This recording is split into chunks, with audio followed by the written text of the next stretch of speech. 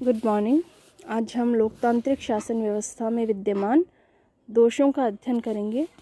लोकतांत्रिक शासन व्यवस्था को वैसे तो गुणों की खान माना जाता है, अन्य सभी शासन व्यवस्थाओं से ज़्यादा श्रेष्ठ लोकतांत्रिक शासन व्यवस्था को माना जाता है।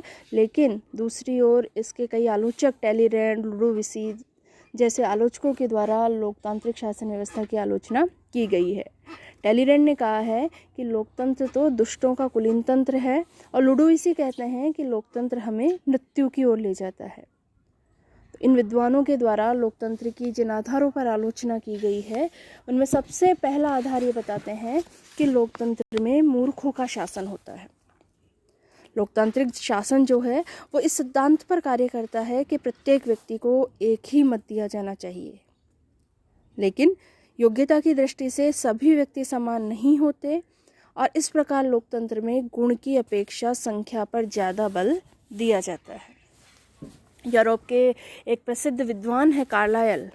उन्होंने कहा है कि विश्व में एक योग्य व्यक्ति के साथ 9 मूर्ख व्यक्ति होते हैं, और सभी को समान राजनीतिक शक्ति देने का परिणाम मूर्खों के शासन की स्थापना होती है।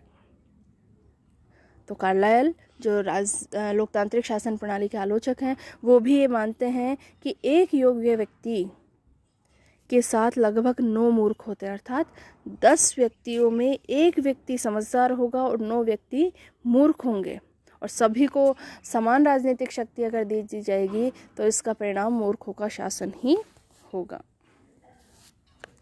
इसके अलावा ये कहते हैं कि जैसे चिकित्सा, भवन निर्माण और शिक्षण एक कला है, वैसे ही शासन कार्य भी एक कला है, और लोकतंत्र में ऐसे व्यक्तियों के हाथ में शासन की शक्ति आ जाती है जो इस कला से अनभिज्ञ होते हैं, जिन्हें शासन करना ही नहीं आता है। दूसरा, इसकी आलोचना ये कहकर की जाती है कि दल प्रणाली का, लोकतांत्रिक व्यवस्था में जो दल विद्यमान होते हैं, राजनीतिक दल, उनका भी अहितकर प्रभाव होता है। वर्तमान समय के प्रतिनिधियात्मक प्रजातंत्र के संचालन के लिए दलों का होना आवश्यक है, दलों का होना, राजनीतिक दलों का होना अनिवार्य है, तभी तो जनता अपने प्रतिनिधियों का निर्वाचन कर पाएगी।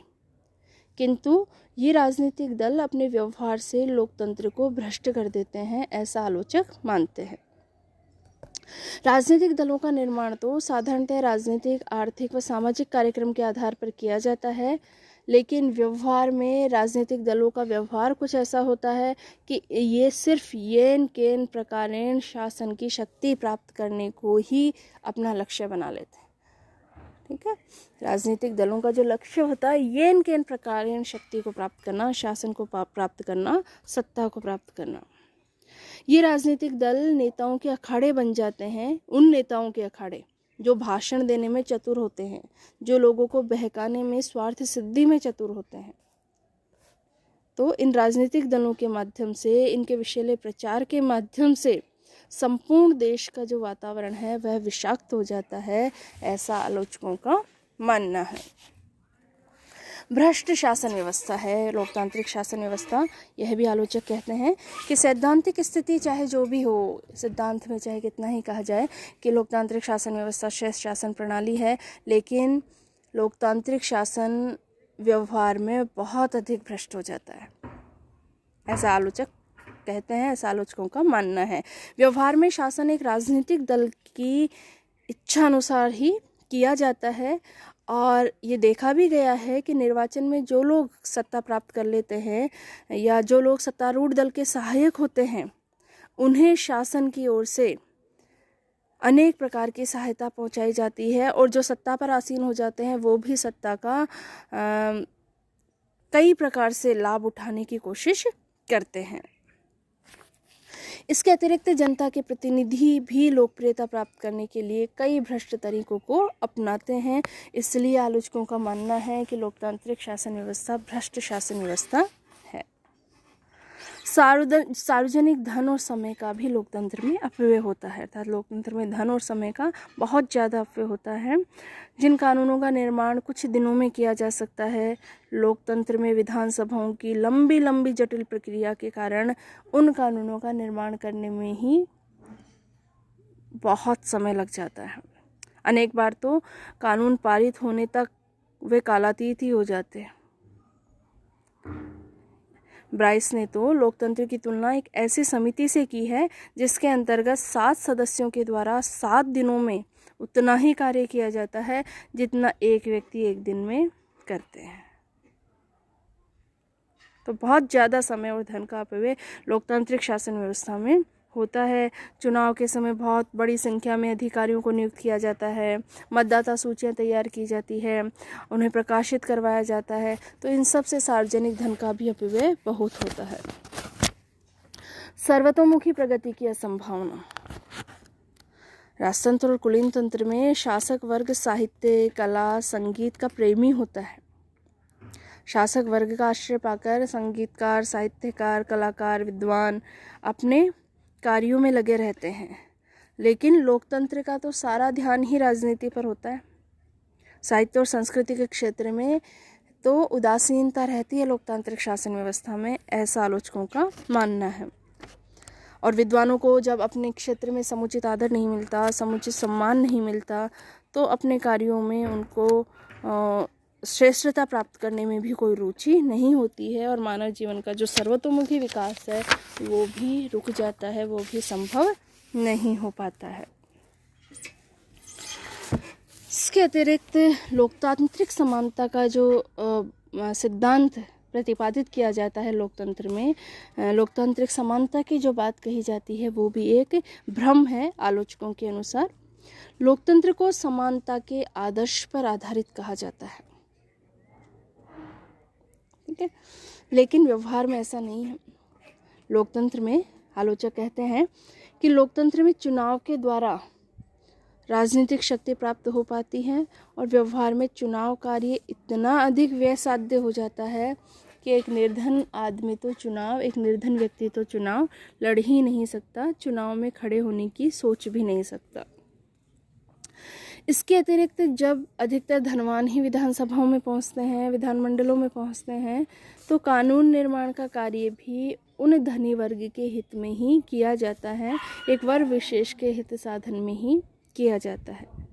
तो लोकतंत्र में जो समानता की घोषणा कर दी जाती है आलोचकों के अनुसार, वह घोषणा कर देने से ही समानता स्थापित नहीं हो जाती। व्यवहार में आर्थिक समानता के अभाव में प्रेस आदि प्रचार प्रसार के जो साधन हैं उन पर भी जो संपत्तिशाली वर्ग है उसका नियंत्रण स्थापित हो जाता है, उस वर्ग का अधिकार स्थापित हो जाता है और समानता और स्वतंत्रता की बातें सिर्फ कल्पना जगत की बातें बनकर रह जाती है। तो इस आधार पर भी आलोचक इसकी आलोचना करते हैं। उत्तरदायी शासन। उत्तरदायित्वपूर्ण शासन प्रजातंत्र की एक महत्वपूर्ण विशेषता मानी जाती है, अर्थात प्रजातंत्र में जनता के प्रति उत्तरदायी रहकर शासन का संचालन किया जाता है। आलोचक ये कहते हैं कि ये धारणा कोरी कल्पना है।